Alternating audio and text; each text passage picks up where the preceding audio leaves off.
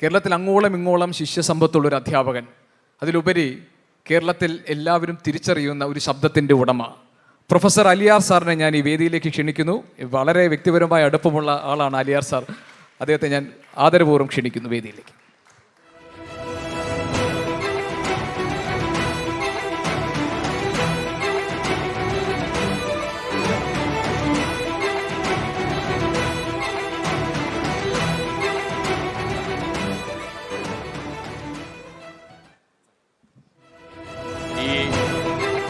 അലിയാർ സാറിൻ്റെ ഒരു കാര്യം, അലിയാർ സാറിൻ്റെ അനുമതിയോടെ ഞാൻ പറഞ്ഞു കഴിഞ്ഞാൽ, സാറിൻ്റെ ശബ്ദം ഇങ്ങനെ ഒറ്റയ്ക്കും തെറ്റയ്ക്കും ബുക്ക് ചെയ്തുകൊണ്ടിരുന്ന കാലത്ത് ഏഷ്യാനിലൂടെ മാസമുറയ്ക്ക് ബുക്ക് ചെയ്ത ആളാണ് ഞാൻ.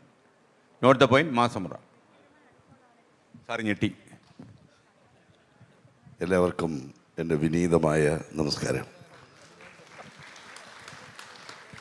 SKN പറഞ്ഞത് വളരെ ശരിയാണ്.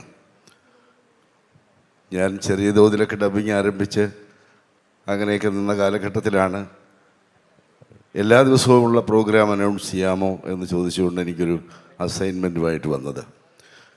ഞാനത് വളരെ സന്തോഷപൂർവ്വം ഏറ്റെടുക്കുകയും ചെയ്തു. പക്ഷെ അന്നും ഇന്നും ഒരിക്കലും എത്ര രൂപ തരണം എന്ന് ഞാൻ ഒരിക്കലും ആവശ്യപ്പെട്ടിട്ടില്ല. അതെൻ്റെ മകാമനസ്കത. അതൊരു തന്ത്രമായിരുന്നു. എന്തിനാ സാർ പൈസ കടിക്കുന്ന പട്ടിക്ക് തലയുടെ ആവശ്യമുണ്ടോ? അതെൻ്റെ ഒരു തന്ത്രമായിരുന്നു. ഉദ്ദേശിച്ചതിനേക്കാൾ കൂടുതൽ കാശ് എനിക്ക് എപ്പോഴും തരും. ഒരുപാട് കാശ് തന്നിട്ട് സാർ ചീത്തയായി പോയാണ്. മാത്രമല്ല അലിയാർ സാറിന് ഒരുപാട് ശിഷ്യസമ്പത്തുണ്ട്. മാത്രമല്ല എന്നെ അത്ഭുതപ്പെടുത്തുന്ന നമ്മുടെ കേരളത്തിൻ്റെ മാന്ത്രിക ശബ്ദങ്ങളിലൊന്നാണ് നമ്മുടെ മമ്മൂട്ടിയൊക്കെ. അദ്ദേഹത്തിൻ്റെ ശബ്ദം ഇന്നും നമ്മളെ അത്ഭുതപ്പെടുത്തിയിട്ടുള്ള പോലെ ഈ അലിയാർ സാറിൻ്റെ ശബ്ദത്തിന് പ്രായമേ ആകുന്നില്ല. എന്തായാലും ഈ ചടങ്ങിന് എന്നെ ക്ഷണിച്ചതിൽ എനിക്ക് വളരെയധികം സന്തോഷമുണ്ട്.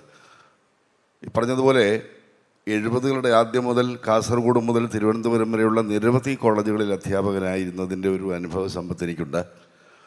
തിരുവനന്തപുരത്ത് ആർട്സ് കോളേജിൽ തന്നെ എൻ്റെ വിദ്യാർത്ഥികളായിരുന്ന നിരവധി ആളുകൾ എൻ്റെ പരിസരങ്ങളിലെല്ലാം ഇരിപ്പുണ്ട്. ഇവിടെയൊക്കെ ഇരിപ്പുണ്ട്. എൻ്റെ അപ്പുറവും ഇപ്പുറവും ഒക്കെ ഇരിപ്പുണ്ട്. MG ശ്രീകുമാർ എൻ്റെ വിദ്യാർത്ഥി അല്ലെങ്കിൽ പോലും ക്ലാസ് കഴിഞ്ഞാൽ ഞാൻ കർശനമായിട്ട് കാത്തു നിന്ന് വിളിച്ചിരുത്തി പാട്ട് പാടിക്കുമായിരുന്നു. അദ്ദേഹത്തിൻ്റെ ക്ലാസ്സിലും അദ്ദേഹത്തിൻ്റെ മുമ്പത്തെ സീനിയർ സ്റ്റുഡൻസിൻ്റെ കൂട്ടത്തിലുമൊക്കെ ഒന്നാം തരം ലഹരിക്കാരുണ്ടായിരുന്നു. അതൊക്കെ ഞാൻ പറയാതെ തന്നെ പലർക്കും അറിയാവുന്നതാണ്. ഞങ്ങൾ കുറച്ച് പേര് വളരെ ആത്മാർത്ഥമായിട്ട് പരിശ്രമിച്ച് ക്യാമ്പസിനകത്തു നിന്നും അത് ഒഴിവാക്കിയതിൻ്റെ രസകരമായ ചരിത്രമുണ്ട്. അത് പക്ഷേ പറഞ്ഞാൽ ചിലപ്പോൾ ഒരു കടുത്ത ആത്മപ്രശംസയോ മറ്റോ ആയി പോകുമെന്നുള്ളതുകൊണ്ട് ഞാൻ അതിലേക്ക് തള്ളിൻ്റെ കാലമല്ലേ പോകുന്നില്ല. അകാലത്തിൽ മരിച്ചുപോയ വിദ്യാർത്ഥികൾ വരെയുണ്ട്. അക്കാലത്ത് നരേന്ദ്രപ്രസാദ്, എൻ്റെ സഹപ്രവർത്തകനായിരുന്ന നരേന്ദ്രപ്രസാദ് ഒരു കഥ എഴുതിയത് ഞാനിപ്പോഴും ഓർക്കുന്നു. രാക്ഷസൻ എന്ന പേരിൽ മലയാളനാട് വാരികയിൽ എന്ന് അദ്ദേഹം ഒരു കഥ എഴുതുകയുണ്ടായി. അത് മോഡൽ സ്കൂൾ ജംഗ്ഷൻ അറിയാം, LP സ്കൂൾ മുതൽ കോളേജ്, BEd കോളേജ് എല്ലാം ഉള്ള ഒരു ജംഗ്ഷനാണ്. അവിടെയുള്ളൊരു സാമൂഹ്യ വിരുദ്ധനെ കേന്ദ്ര കഥാപാത്രമാക്കി അന്ന് രാക്ഷസൻ എന്ന പേരിൽ അദ്ദേഹം മലയാളനാട് വാരികയിൽ ഒരു കഥ എഴുതിയിരുന്നു. അങ്ങനെയൊക്കെയുള്ള ഒരുപാട് സംഭവങ്ങൾ ഞാനിപ്പോഴും ഓർക്കുന്നുണ്ട്. എന്തായാലും ഈ 40 വർഷം ആഘോഷിക്കുന്ന ഈ സന്ദർഭത്തിൽ വളരെ അർത്ഥപൂർണമായ ഒരു പ്രവർത്തനവുമായി പ്രിയ സുഹൃത്ത് SKN മുന്നോട്ട് വന്നിരിക്കുന്നു. ഇതെങ്ങനെ ആഘോഷിക്കണം എന്നുള്ളത് തീർച്ചയായിട്ടും ഒരു മാതൃകയായിട്ട് അദ്ദേഹം കാണിച്ചു തരികയാണ്. ഇതിന് അഡിക്റ്റഡായി പോകുന്ന കുട്ടികളെക്കുറിച്ചൊന്നും ഞാൻ പറയുന്നില്ല. പക്ഷെ ഒരു കാര്യം എനിക്ക് ഉറപ്പിച്ച് പറയാൻ കഴിയും. ഒരു 10-25 വയസ്സ് വരെ ഇവർ വീടുകളിലും കലാലയങ്ങളിലും വിദ്യാഭ്യാസ സ്ഥാപനങ്ങളിലുമായിട്ടാണ് കഴിഞ്ഞുകൂടുന്നത്. ഒരു 25 വയസ്സ് വരെയൊക്കെ രക്ഷിതാക്കളും അധ്യാപകരും കൂടി പരിശ്രമിച്ചാൽ, ആത്മാർത്ഥമായി പരിശ്രമിച്ചാൽ ഒരു പരിധിവരെ ഇതിന് പരിഹാരം കണ്ടെത്താൻ കഴിയുമെന്ന കാര്യത്തിൽ യാതൊരു തർക്കവുമില്ല. പക്ഷെ പലപ്പോഴും സംഭവിക്കുന്നത്, ഞങ്ങൾക്കെന്താ ഇതിൻ്റെ ആവശ്യം, ഞങ്ങൾ ക്ലാസ്സിൽ പോകുന്നു പഠിപ്പിക്കുന്നു എന്ന് വിചാരിച്ചിട്ടൊക്കെ പോകുന്ന ആളുകളുണ്ട്. അതാണ് പലപ്പോഴും സംഭവിക്കുന്നത്.